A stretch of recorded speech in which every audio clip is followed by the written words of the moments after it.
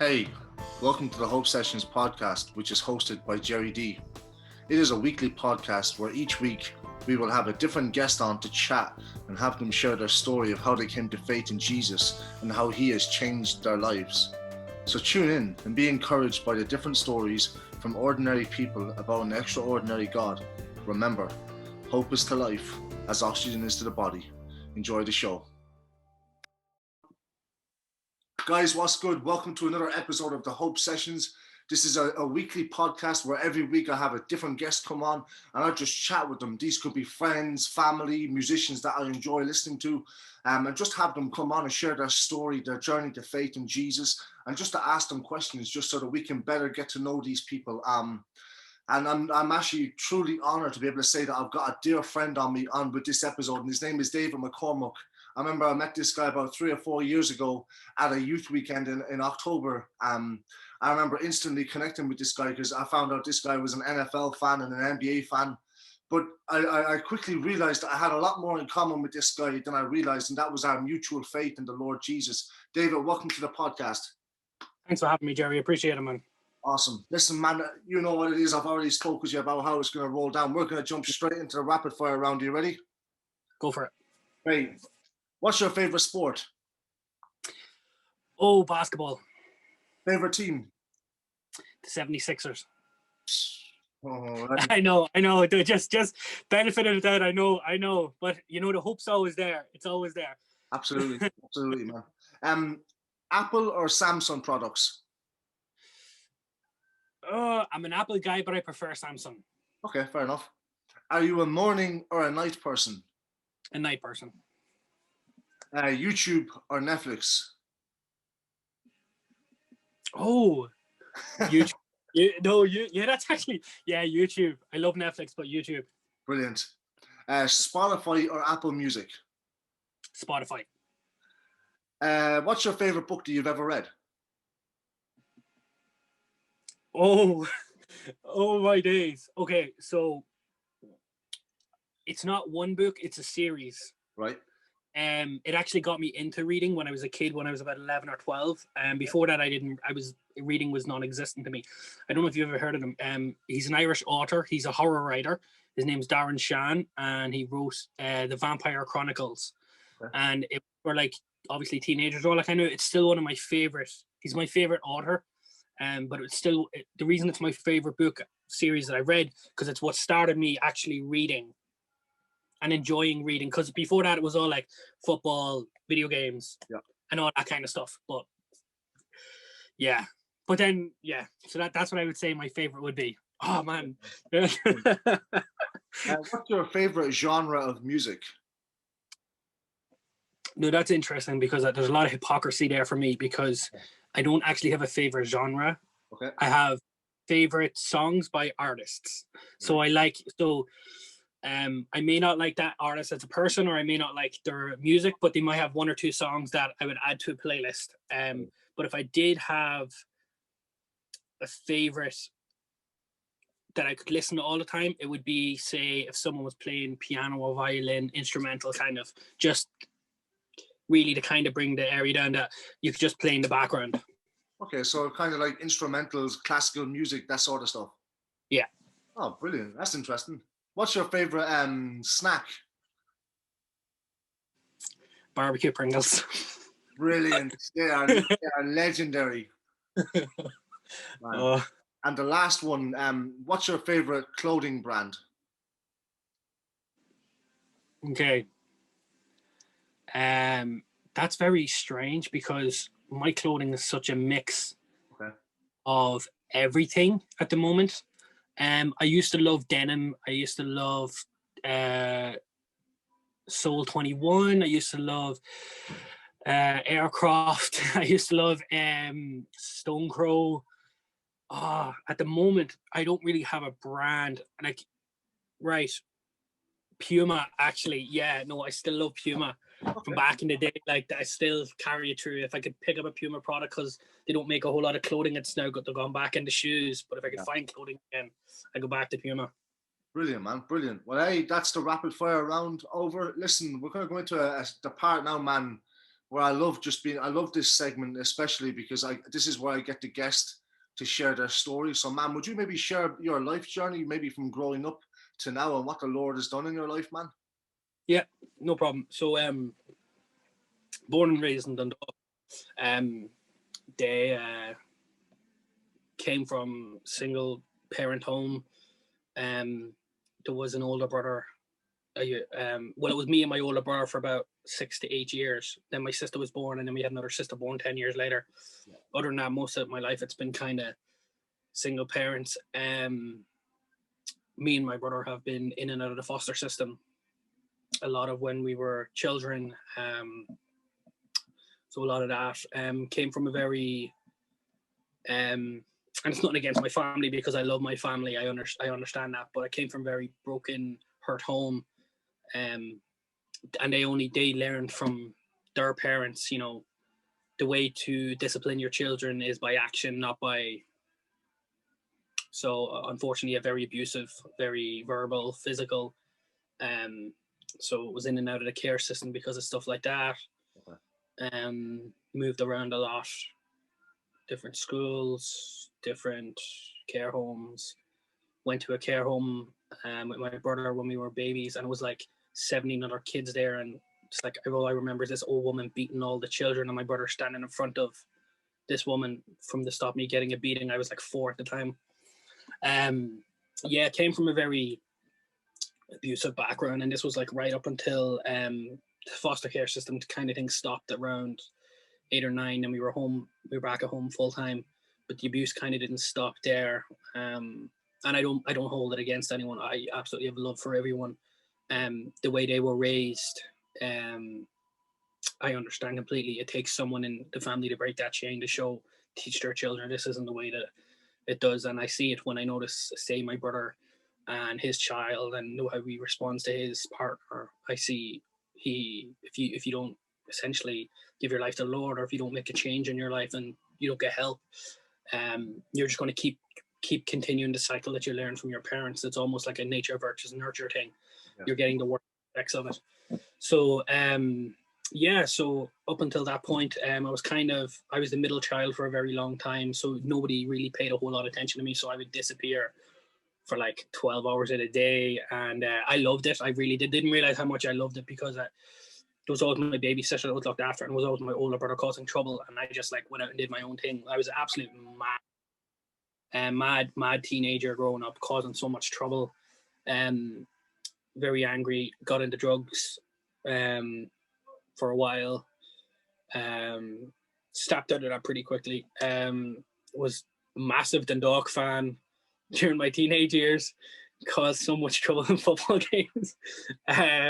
Just bedlam, like it's crazy. Like if you watch Green Street, it's stuff like that. And it was worse. It was worse back in the day. Like it's not as bad now. It's actually really enjoyable to go watch a football game. Yeah. Just chaotic. I remember stories of times of sitting on top of the hill outside my house with a basket of golf balls and a driver, and driving the golf balls down on top of the cars and people's windows and stuff like that. Like just absolute madness, like literally just 14, 15, like absolute chaos. And then I remember disappearing for a couple of days from home, going to like Oxygen. I don't know if you remember Oxygen, the Irish festival. I do, yeah.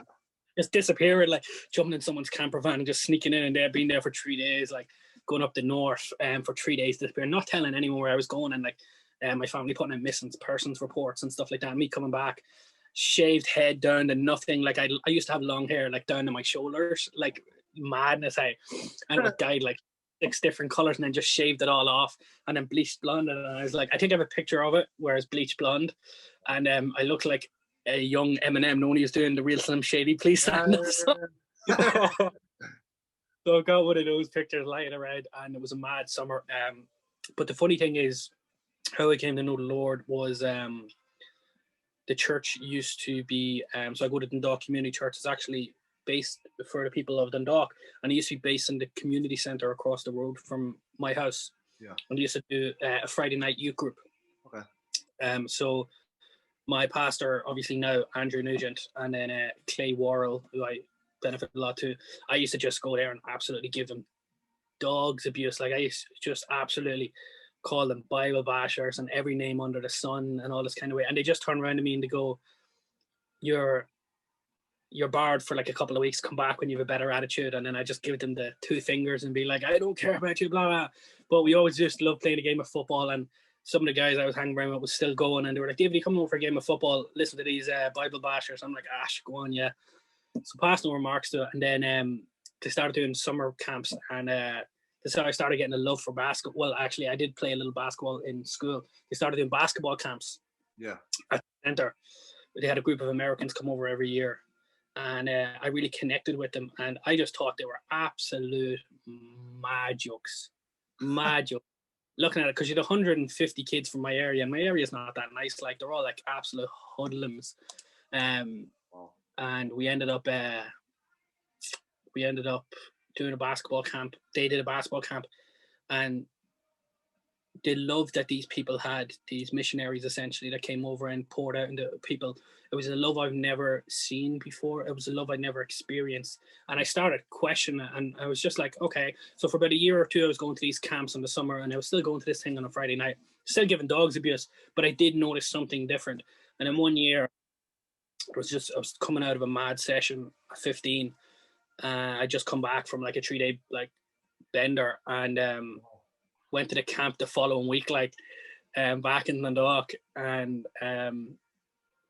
at this point, I knew some of the ones, the regulars that were coming back and forth, and I became friends with them, became close to them, and they just had this love for people, and it was like, it was so interesting. So it was actually the day, so they were like, is there any, and then I think you get it probably as well, if you do a camp, you get like a bunch of people that come, and then they're like, or if you get a team over, they're all like, oh yeah, and you know the church is still here on a Sunday, but you never see anyone at the church on the Sunday. Yeah. It's kind of, they just go to the camps or they go to the weekends away or whatever it is. Right.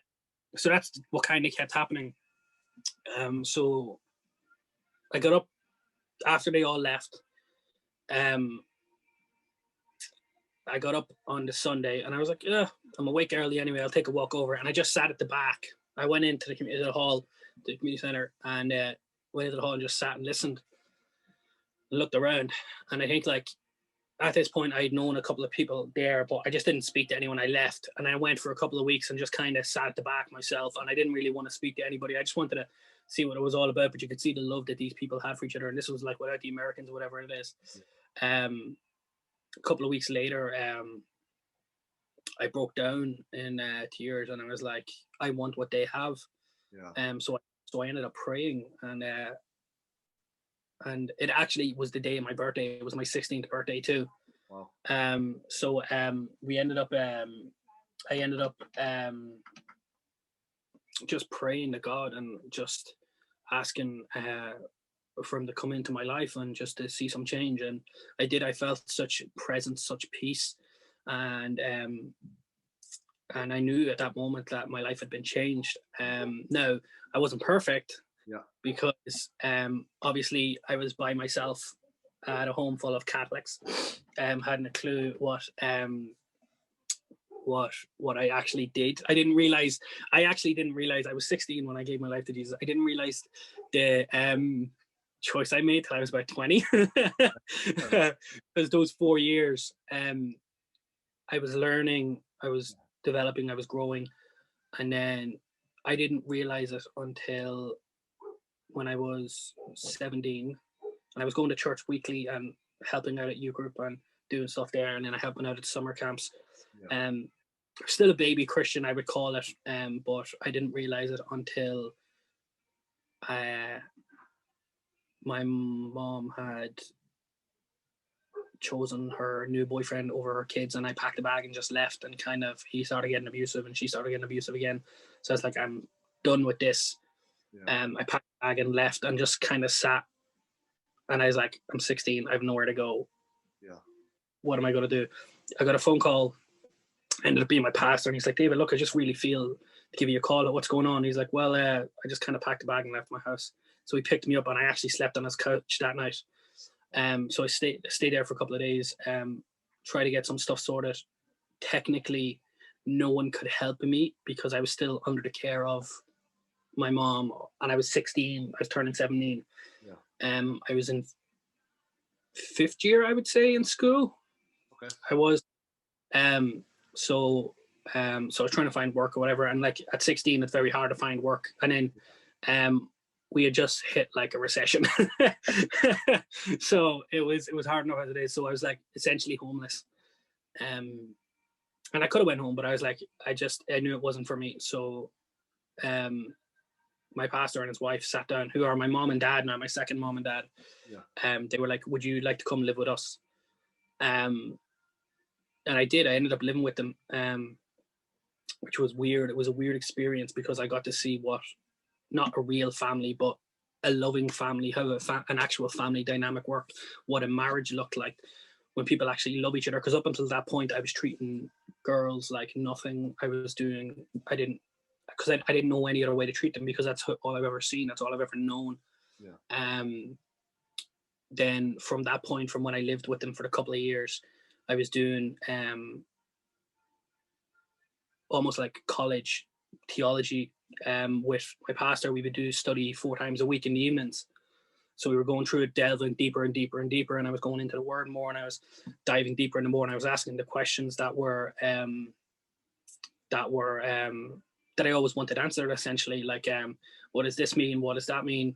What's the history of this? Why do we do this? What is the, like, when I gave my life to Jesus, what did I actually do? Like, what is the love that I'm supposed to show? Yeah. And it explained to me in fine detail everything on what it is and what it is. And it was always pointed back to the Bible. It was always pointed back to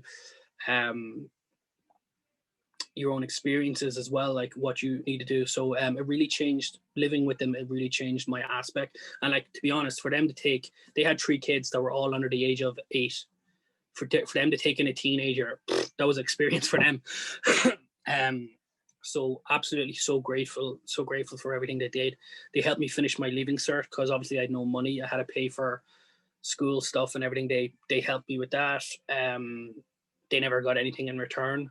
I have promised them a kidney though if he ever needs one. Or I says to him, what did I say to him? I said to him, don't worry, if you ever get thrown into a retirement home, wherever I am in the world, I won't throw you in. Just come live with me, build on the side of the house. Yeah. I won't let your kid get rid of you. But I just laugh. The love that he showed me, and like I was just, apart from my pastor Randy, like my dad, he'd known me since I was 12, 13, like a little shit, to be honest. Yeah. The wife had only known me since I was 16 when I started coming to their church. She'd only known me a year, and yeah, it was different. It like people always say that your personality doesn't fully extend till you're 25 scientifically or whatever, and they caught me at a nice age, a ripe age, and it broke. Not only did it break so many bad habits and disciplines, and it showed me to be, let's say, a respectable member of society, but it showed me to be, I didn't have to be who my family were. Yeah. So when I started going to college, I came back home, because at that stage everything was fine, because it worked out better with the relationship with my family being away from them. And I came home and I moved back home, and I chatted with them about who I was now and what this kind of was. Because when I became a Christian, my family like disowned me for 6 months because like we're Catholics, and I'm like, but none of you go to mass. Yeah. I'm like, you're yeah. So it was like, until they understood what it was like, and I was like, it's no real big changes. I was like, but look, and they saw that I wasn't angry, I wasn't violent, I wasn't this kind of way. I approached things, I didn't have to shout or scream. I just approached things by talking, speaking, which is completely different since I've been home. Since I'd been home, I started then affecting the people around me, because then my family started asking me questions like, what's so different about you? And I'm like, well, I was like, God loves me and I love you, and I'm showing you the love that God gave me. Yeah. And that was it. And it was small little changes. Now it's not perfect, obviously it's still not perfect, but but it's been a different dynamic than being back at home with the family at that point. But so actually, man, it was a crazy life. Like there wasn't nothing mad, nothing miraculous or anything like that. It was, for me, I hungered for the love that I saw these Americans that this church was giving on my community and the people around me and all that kind of way. And that's what I wanted. And then when I got to that point of where the Lord changed me and he fixed what was broken in me, no more hate, no more hurt.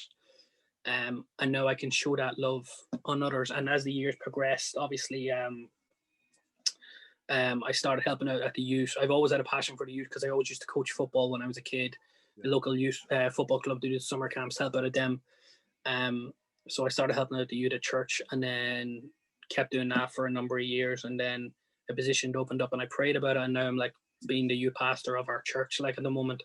Yeah. So, the Lord works. The Lord knows what He's doing. He knows the people He wants.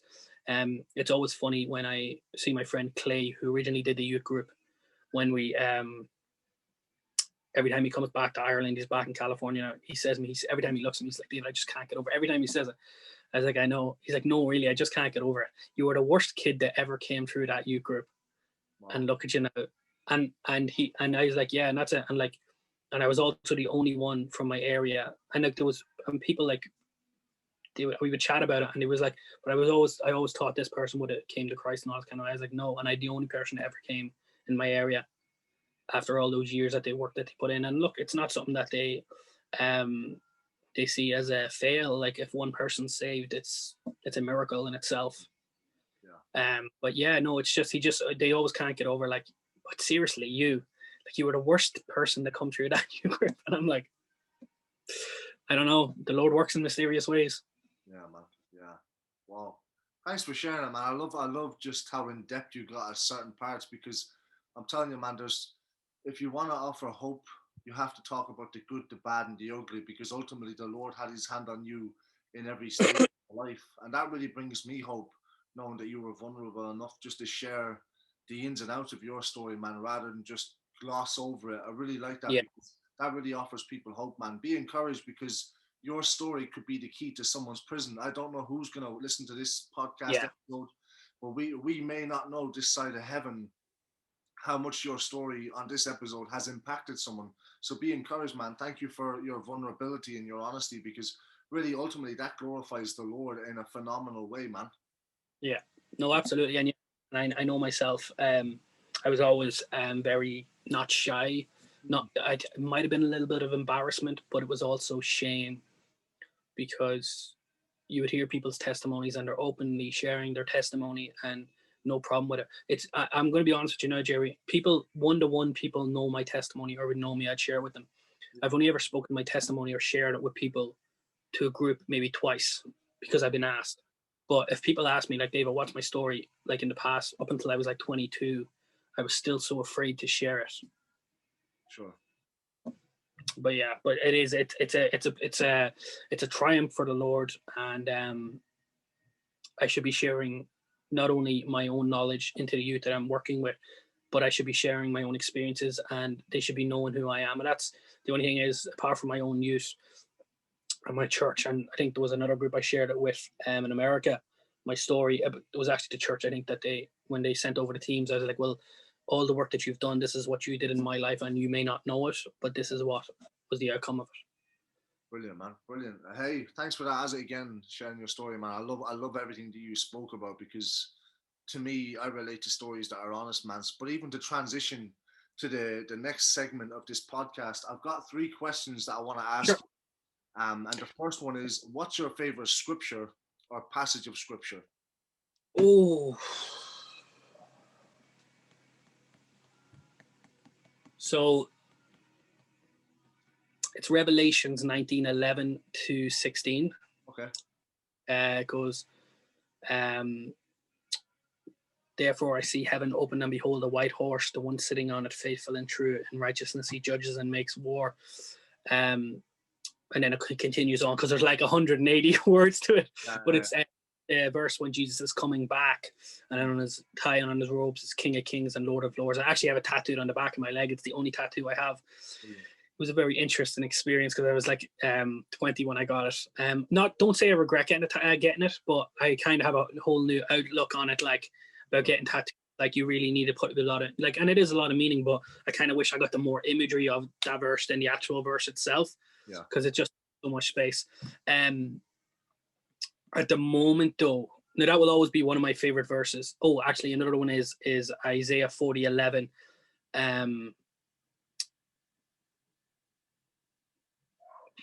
No, is it 4011? It might be 911. But it goes, he calls those out. So he's talking about, so like a shepherd, he grabs his flock, and those who have young or who have children, he carries gently to his bosom. Yeah. And when I was a teenager, that really came to me, because the Lord is our shepherd, and for me as a child, how gently he carries me. Because even when I was a young adult, I still felt like a child in the eyes of God. Because I had a lot to learn, I had a lot to mature about.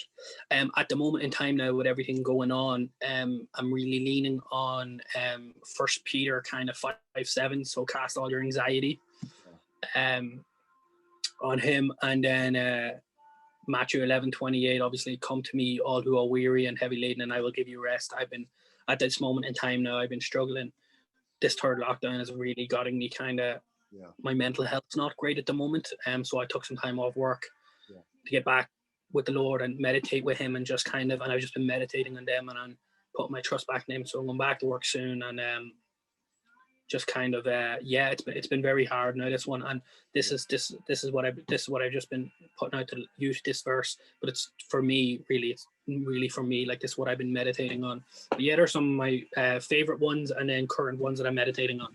Brilliant. The next question I have, man, is what is something that you now know that you wish you knew when you were younger? Don't mix Buckfast, brown lemonade, vodka, and Gold Saga together. It's rocket fuel. No, don't ever. Oh my gosh. Something that I wish I knew now that wanted to, if I could go back and tell my younger self. A couple of mistakes I would have loved to have changed, but 13-year-old me, if I could have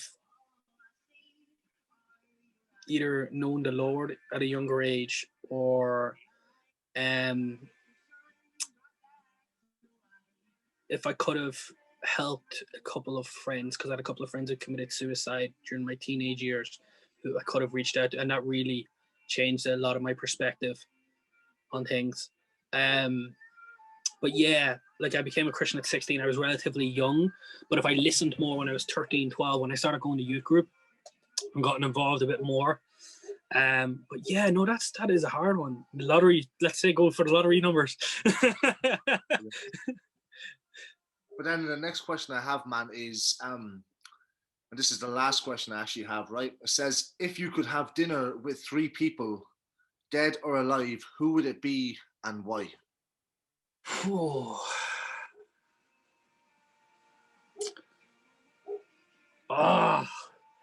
Right. One sec.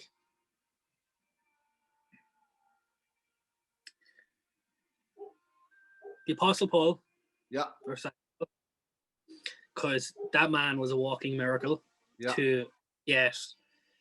To be the one who essentially, let's say, purges Christians of the earth to then get a miraculous recovery 24 hours and be chosen by God, and to see his whole outcomes. Because when you're reading his letters and everything, it's just, you can tell he's so filled with God's his wisdom and just everything, and just absolutely. And I know everyone's going to always say Jesus, but I'm going to leave that for a second. I would say Jesus, but I'm going to leave that one out. I'm going to give you three good ones. Cool. Michael Collins. Okay. I love, like, military and stuff like that, and I love the army stuff like that, and I believe that.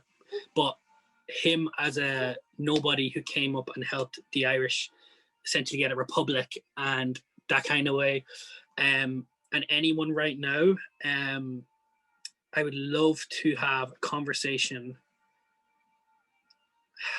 I'm going to go for a celebrity in this case. Okay. I was going to say Steph Curry, but you know what? Actually, I would love to have had a conversation with Kobe Bryant.